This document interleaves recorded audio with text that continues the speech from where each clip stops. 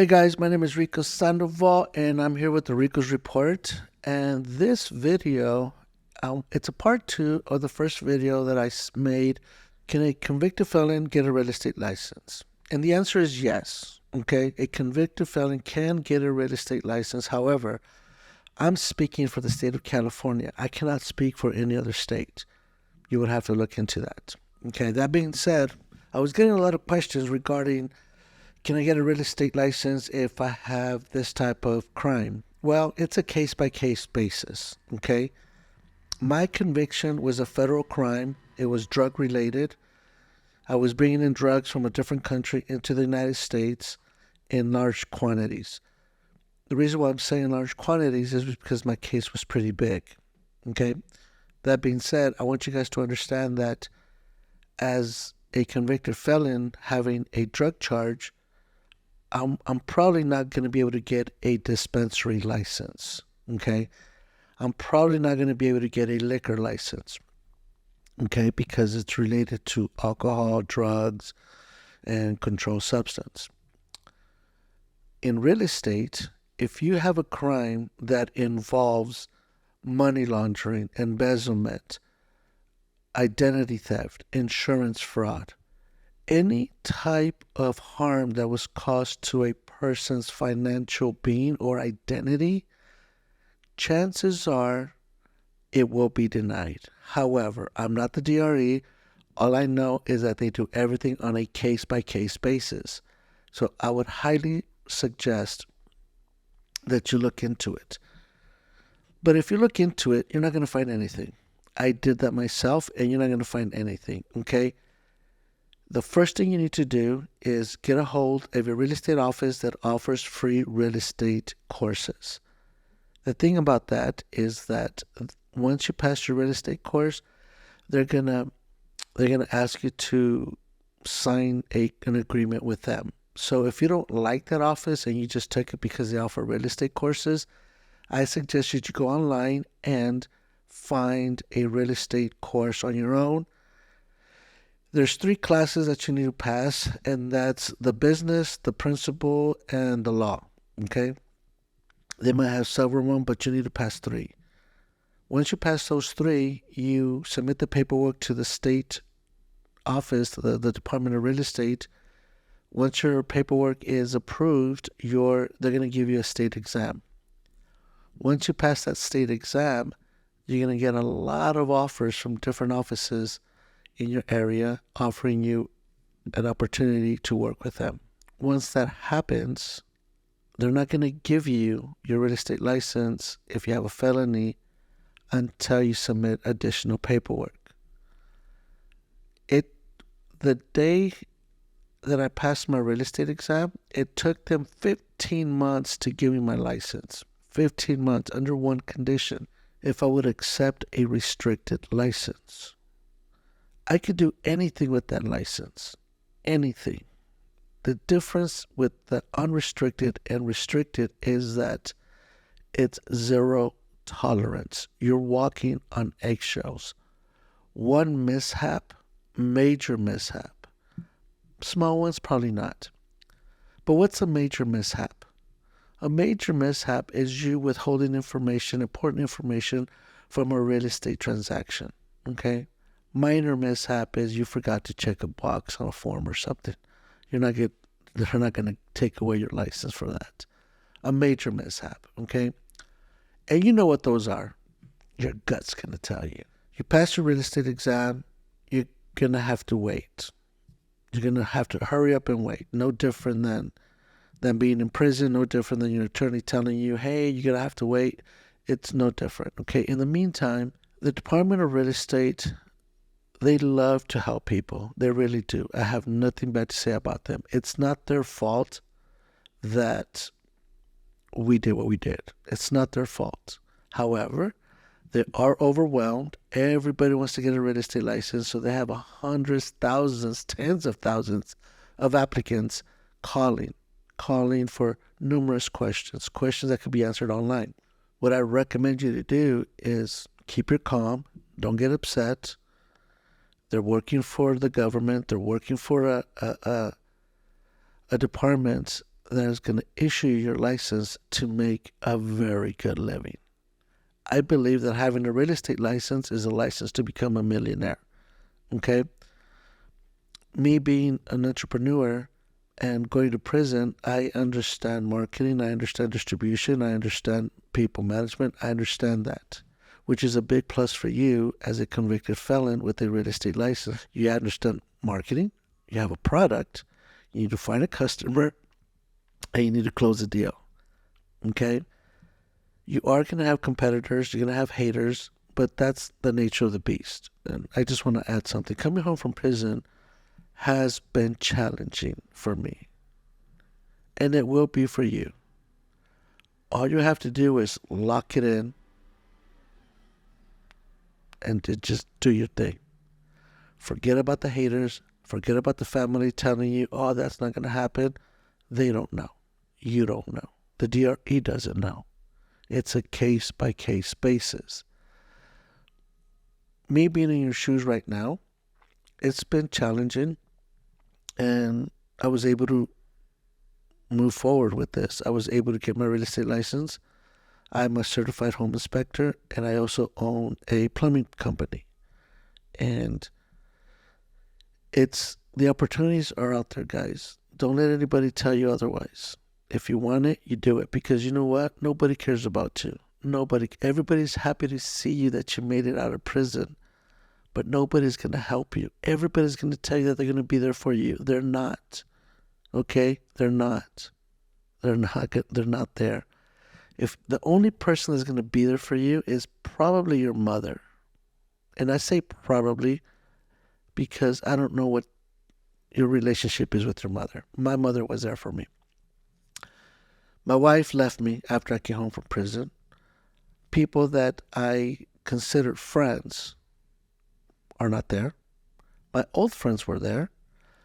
There's going to be people that never knew you were in prison. And if they did knew, they have life of their own. Don't get mad at them because they didn't write you. Don't get mad at them because they didn't visit you. Come on, just get over it. I had friends that never knew I was in prison because I'm an entrepreneur. I ghost people. I disappear. I do my thing. They thought I was doing something great. And guess what? I was. It just landed me in prison. Okay? But I just want you guys to understand one thing, that nobody cares about you. Okay? And it's the harsh reality. Nobody cares about you. You need to lock it in and move forward. Ghost everybody. Disappear until you pass your state exam, if that's what you want to do. Your real estate exam, your contractor's exam. I know a lot of ex-felons that became attorneys. If that's the direction you want to go, then do it. Because nobody's going to stop you. Nobody's going to help you. Nobody cares about you. Only you. Okay? Do it for your kids. Do it for your spouse. Do it for your mom. Okay? Just get some good people around you. A good team that's going to support you, that's going to love you, that's going to believe in you. Because nobody's going to believe in you until you pass the state exam on whatever direction you're going to go. Real estate, contractors, if you're going to get into law, okay, if you're going to get into even selling insurance. Again, it's a case-by-case basis. But yes, you can get your license in anything that you want. But it's a case-by-case. I wish you guys all the best. I am here if anybody needs some moral support. I'm in Southern California. Leave your comments below. And if there's anything that I can help you, please let me know. Because when I came home from prison and I was assigned to a halfway house, a federal halfway house. And if anybody knows about halfway houses, they are designed to send you back to prison. That's the hard truth. They get paid to send people back to prison. Okay? It's a revolving door. I did my very best to not go back to prison. I came home. There were some situations with my living situations that I couldn't go back to live with my ex-wife for reasons that I'd rather not discuss that on here, because the past is the past. I just couldn't go back to where she was living at. I had to go to my mom's house. Okay? My wife didn't like it. She filed for divorce. About 6 weeks. I didn't contest it. I didn't fight it, because I knew that if I did anything, it was going to land me back in prison. I wasn't going to harm her. I was just going to do something stupid, probably drink or probably just take a drive and not go back to the halfway house and violate my release conditions. I wasn't going to do that. I was going to keep calm. So when I kept calm, I wasn't feeling well. I was feeling my body was going through something that I wasn't familiar with. I never experienced that. So I asked permission in the halfway house to go to the hospital. I was diagnosed with WPW syndrome, which is white Parkinson-Wolf syndrome, or Wolf-Parkinson syndrome, which is an irregular heartbeat. I was in the hospital for 5 days, okay? Because I was still married to my ex-wife, I was under her insurance, so that covered it. But she left me after I came home from prison. It was devastating. It was hard. It was hard to move forward. It was hard. It's not easy. My daughter was 4.5 years old at the time, and I realized that the only person that was there for me was my mother. Okay? Because the woman that I vowed to protect, to take care of, left me. Friends were not there. Okay? I was on my own. I was on the verge of going back to prison, because it gets to the point where a person's life that has been released from prison, we're better off back in prison. That's the God honest truth. Sometimes we're better off back in prison. But that's not the answer, guys. The answer is to move forward in life and to leave everything behind and to have what I call, fuck you money. And that's exactly what it is to have that kind of lifestyle where people are, I heard this quote the other day that, be so successful that one day people are going to tell people how they met you. I hope I didn't butcher that quote, but it pretty much says that there's going to be the time where your haters are going to say, yeah, I remember this person. This is how we met. Oh, I met him here. I met him. And that has happened. Okay? But I just encourage everybody that's listening to this video, that listening to this podcast or on YouTube, that I encourage everybody to, step number one, have a relationship with God. My favorite Bible verse is Jeremiah 33:3. It says, call to me, and I will answer you, and I will show you great and mighty things that you do not know. You may have a Bible verse. Hold on to that. Believe that God is going to get you through it. Believe it. Own it. Because one thing that I know about God, the God that I serve, He's not an Indian giver. He's not going to give you something and take it away. Okay? Believe in God. Put Him first. Lock in your life. Write down everything that you want to do. Write it down. Write it down. That's biblical. Okay? That's in the book of Habakkuk 2. Chapter 2, verse 2, I think. It says, write down your vision. It's biblical. Write it down. Exercise. I'm exercising. I don't look like I am, but I'm exercising. I'm working on that. I'll get there. Exercise. Eat healthy. Stay away from people that are going to pull you down.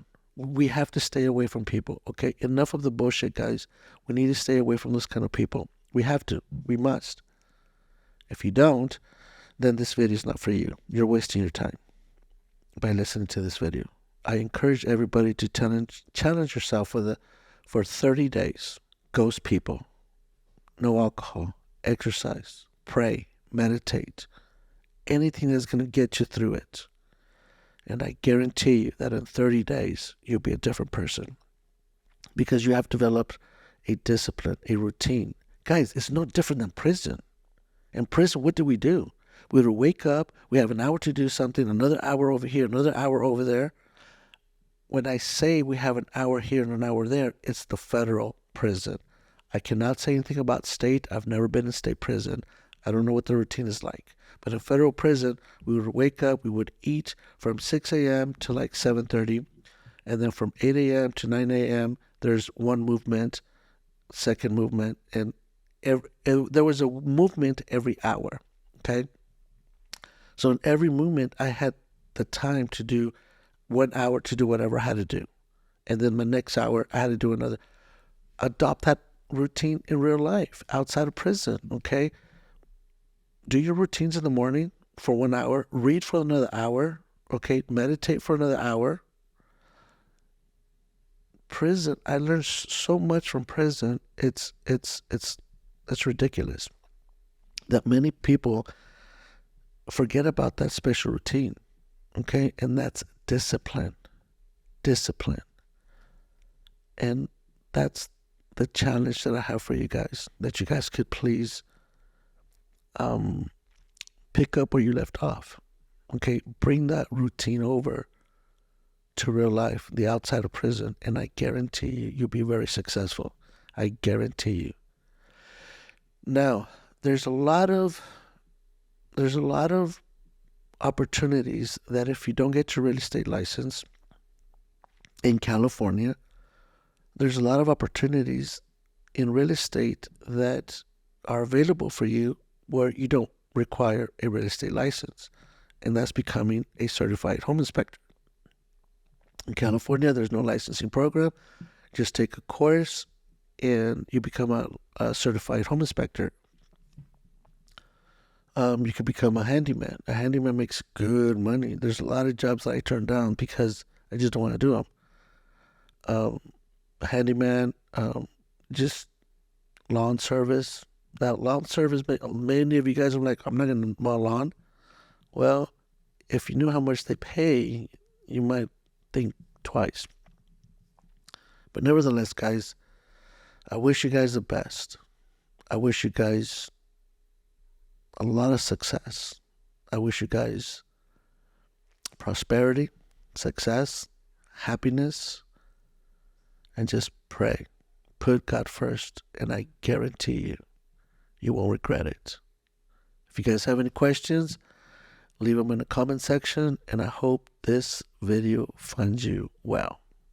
And until then, God bless you. Bye-bye.